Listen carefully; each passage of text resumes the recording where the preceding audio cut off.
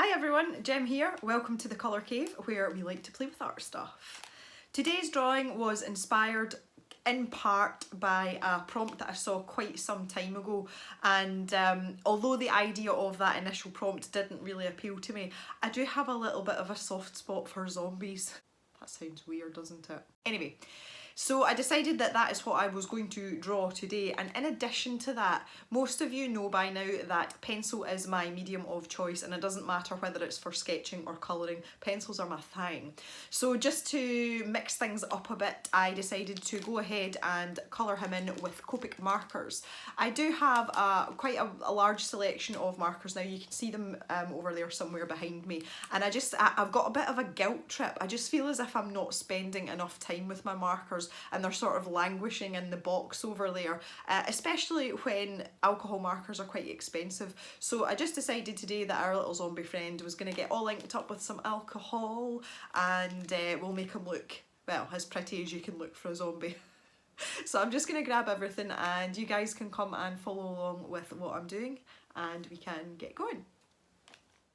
Before I started, I did do a series of thumbnails, which you can see in their variety just here, and it was just really to help build an idea in my head of how I wanted each section of the picture to look. I am not really in the habit of drawing zombies, so I had to give a little bit of thought to how the face would look, what kind of proportions I wanted to use, that kind of thing.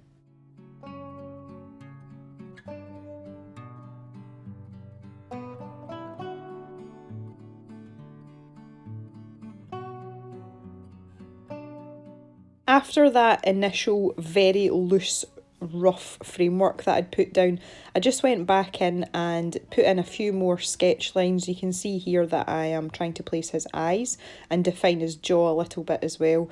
So really I was just starting to whittle down and refine those initial very loose lines that didn't really look like much. So this was just to start to sort of veer towards putting in a little bit of detail and making a decision as to whether or not I was happy with where the lines were going.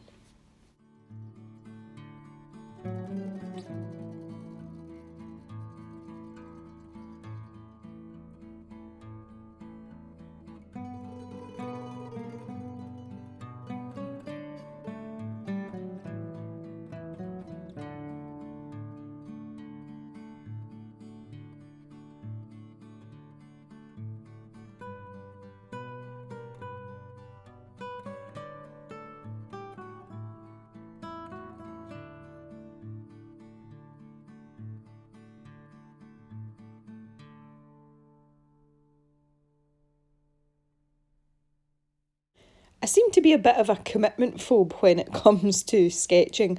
I'm very reluctant to lock down the position of things, and I think it's just a thing that must come with time. You know, your confidence grows as your experience grows. So I mean, this was really like a third sketch layer before I decided to finally darken down the lines that I had initially drawn. And yeah, it's one of those things that actually bugs me about myself and something that I really want to work on.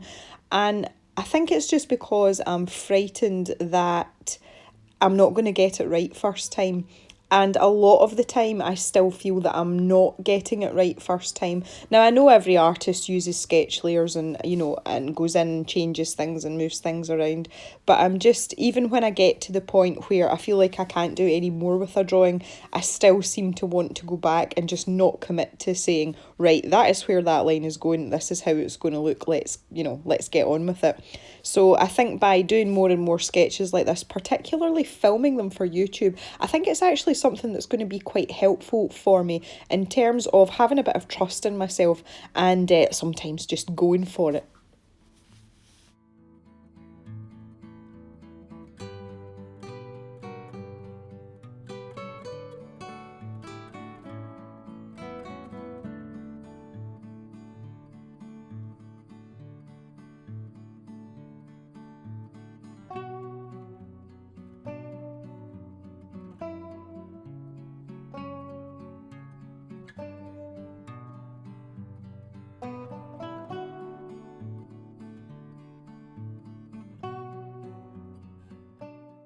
And this was an area where I struggled with the sketch feet. I know people people say that drawing hands, feet and ears seem to be, you know, some of the more difficult things to do, the more complex things to master.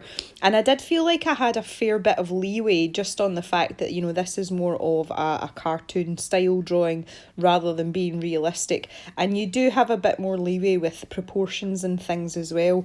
But I really struggled with getting that awkward position of his feet right. And I know that sounds really strange, but sometimes it's easier if the feet were in a normal position, then I might have, you know, not had to go back and erase and try again and then erase and then try again. But because I picked such a strange angle for his feet, I really struggled to get them right. And it did take me about, I think it was 3 attempts before I finally felt satisfied with what I had done. So I started inking the final lines once I'd made my mind up that was going to be final. I'm using Pigma Micron fine liners. I particularly like them. Some people aren't so keen on them and say that the nibs on them aren't particularly durable. I'm not using them every day, so plus as well I have quite a light hand, so I haven't had any issues with them, and I really like the line widths that they come in as well. So what I'm doing here is I'm just outlining that sketch layer that I decided was the final one eventually, and I'm thinking I'm using the 05 at this point, and basically all I did was went all the way around the entire drawing to commit those lines to ink so that I couldn't change my mind again.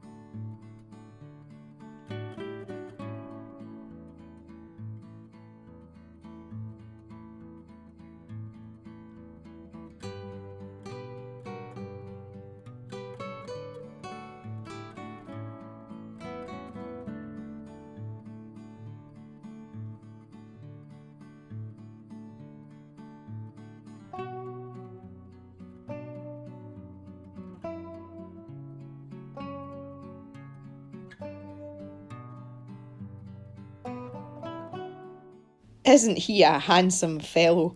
I was actually quite satisfied with my line work at this point, so I have gone back in with a fine liner, that's a mouthful, and just added in a few extra little details, such as little sort of tufty sprouty hairs, bless him, and a few lines here and there, just to add a bit more detail to the sketch and make it, you know, a little bit more interesting to look at.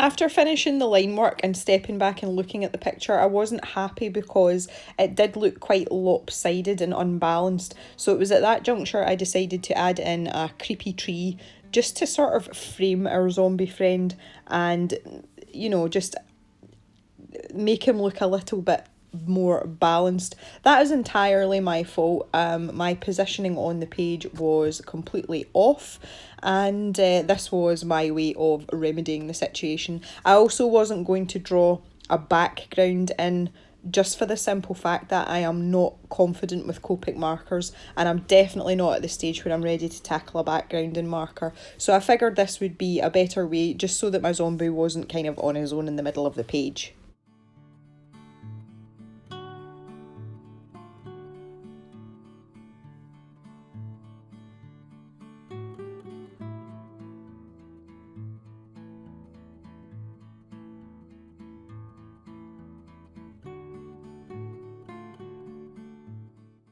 When it comes to my own artwork, I am all for making alternative colour choices, but I really wanted the zombie skin to be green. It just seems the right thing to do. So I'd picked out 3 shades of marker here, and I really wanted to give him that sort of putrid, grubby, hollow look to his skin, particularly on his face. And I found that this combination of colours had worked quite well for me.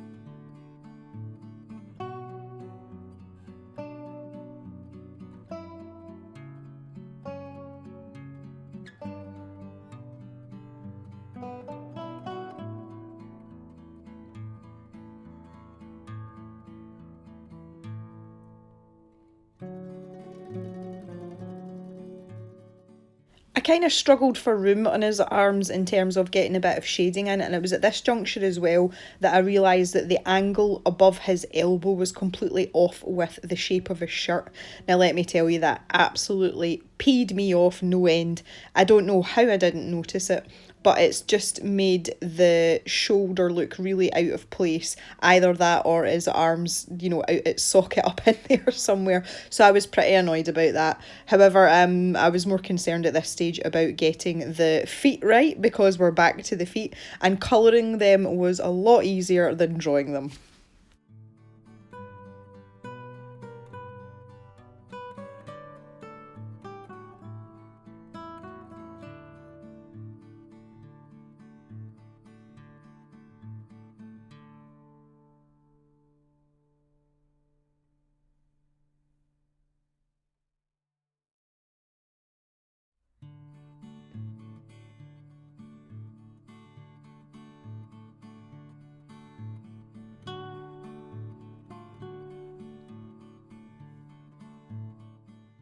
Okay, so I picked quite a muted shade for his shirt to fit in with that sort of grubby, raggedy theme. It was highly unlikely that his top would still be, you know, a really vibrant shade of whatever. So I've used some of the markers in the blue-violet range, and it's given me a really nice sort of muted purpley bluey grey colour, which I just felt fitted in quite nicely. It goes quite well with the green hue of his skin, but just the you know, the feel of the picture in general that I was going for, it just it worked out quite well for me, so that was quite nice.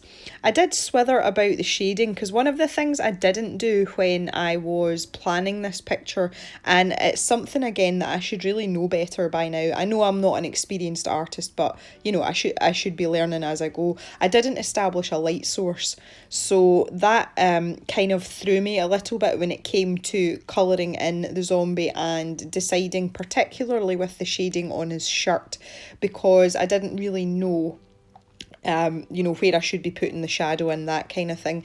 And as a result, I was actually really unhappy with his shirt as a whole. It just looked really patchy, and it was obvious that I really hadn't figured out a light source at all. So I just had to chalk this one up to experience and just be unhappy about that particular aspect of the picture.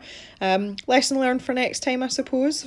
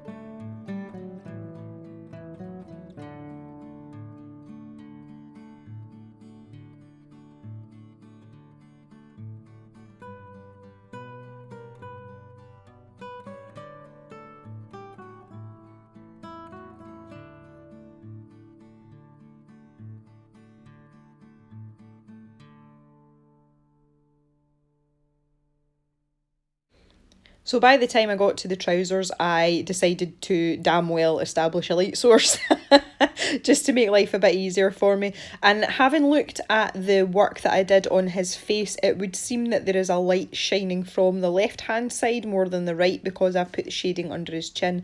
So I decided to try and keep some sort of continuity and do that for the trousers as well. And it kind of, from a distance, when you stand back and look at it, there does look as if there's more shading on the right side of his shirt anyway, so it's just not as much and as defined as I would like to have been. So anyway, I felt as if I'd sort of, managed to hold on for dear life to any sort of continuity when it came to colouring the picture.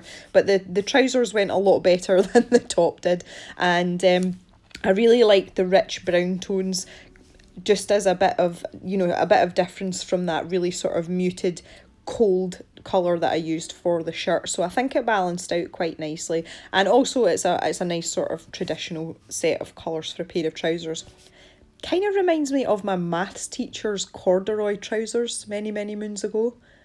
In saying that though, I think all maths teachers wear corduroy trousers, doesn't matter what decade you're in.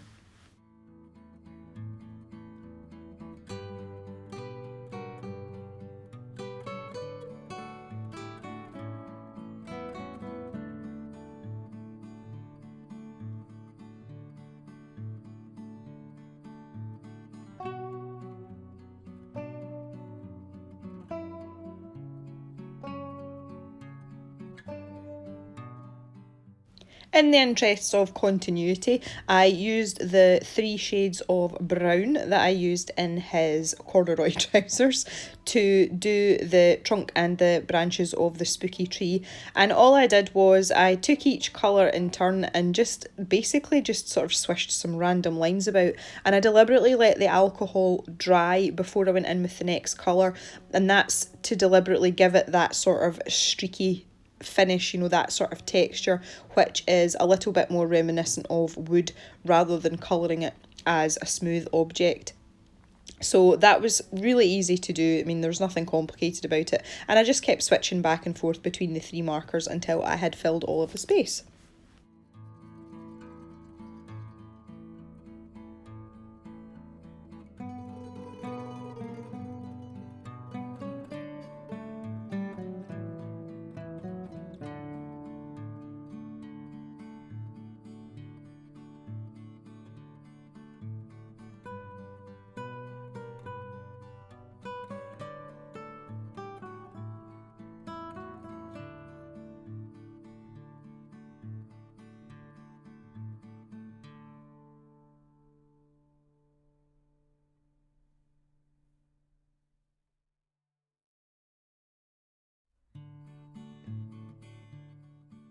My favourite part of this picture is also the smallest part, and it is his little bones poking out. I just used 2 shades of grey and blended them together, and it's left me with a really nice effect. I did wonder whether to use very pale blues or very pale yellows, or I just decided that I would go for grey, and I'm really glad that I did. And I think it just gives a really nice finish to his little bones, and I was really pleased with that. Simple things.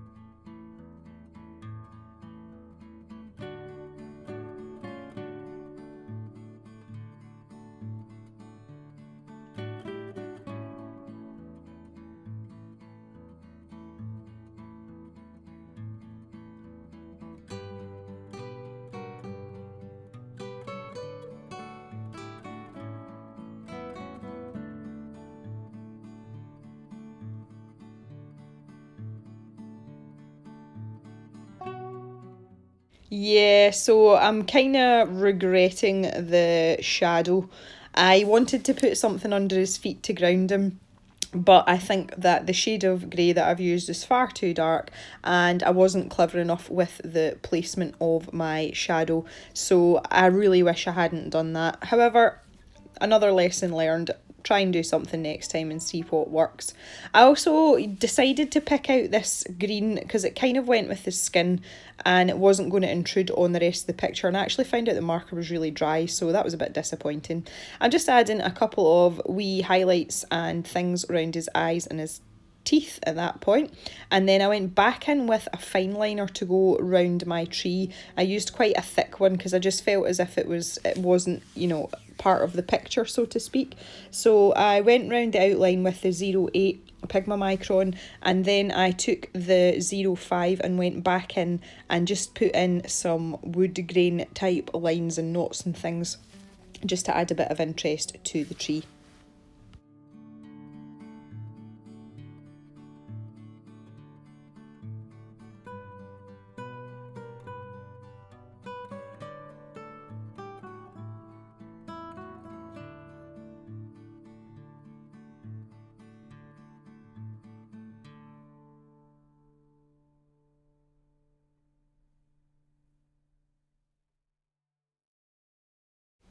So that's me all done. All's left is for me to sign at the bottom.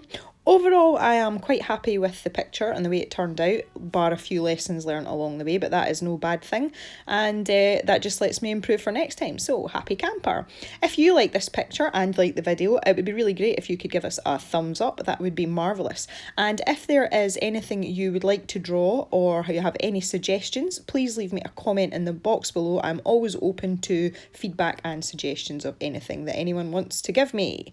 If you want to see more videos, we do put out 2 a week, once on a Monday and once on a Friday, a mixture of art reviews, playing with art stuff, drawing and adult colouring. So if that's your thing, come and see us again. We'll see you soon, guys. Bye for now.